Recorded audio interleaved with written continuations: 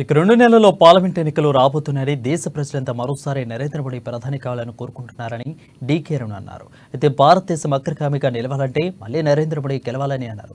ఇక తెలంగాణ రాష్ట్రాన్ని అప్పులు కుప్ప చేసిన బీఆర్ఎస్ ప్రభుత్వాన్ని ప్రజలు ఇంటికి పంపించారని అన్నారు. అబద్ధపు హామీలతో అధికారంలోకి వచ్చిన కాంగ్రెస్ ఇచ్చిన హామీలను నెరవేర్చడంలో విఫలమైందని ఫైర్ అయ్యారు. 2000 పెన్షన్ 4000 అవుతుందని, రైతు రుణమాఫీ అవుతుందని, రైతులకు రైతు బంధు ఇంకా ఎక్కువ వస్తుంది, 15,000 వస్తుందని, ప్రతి ఒక్కరికి ఇల్లు కట్టిస్తారని, ఇట్లా యువకులకు నిరుద్యోగ వృత్తి 5,000 ఇస్తారని, ఇట్లా అనేకమైనటువంటి హామీలు ఇచ్చి కాంగ్రెస్ పార్టీ అధికారంలోకి వచ్చింది. 100 రోజుల లోపల ఇవన్నీ అమలు చేస్తామన్నారు. ఉత్తమంలో ఏం చెప్పి అధికారంలోకి వచ్చిన ఎంబడే చేస్తామన్నారు. అధికారంలోకి వచ్చిన తర్వాత 100 రోజుల్లో ఇవన్నీ అమలు చేస్తామన్నారు. ఆర్టీసీ బస్సులో ఈ రోజు ఆడోళ్ళ ఫ్రీ అని చెప్పి అయిపోయింది, మేము ఇచ్చిన హామీ నెరవేర్చమంటున్నారు, పెద్ద హామీ అని. ఆ ఆర్టీసీ బస్సుల సంగతి ఏందో అందరికి మనకు తెలుసు. ఏం సంగతి ఉందో, ఏ ఊళ్ళకన్నా బస్సులు పోతాయా? ఊరికి బస్సులు ఉన్నాయా?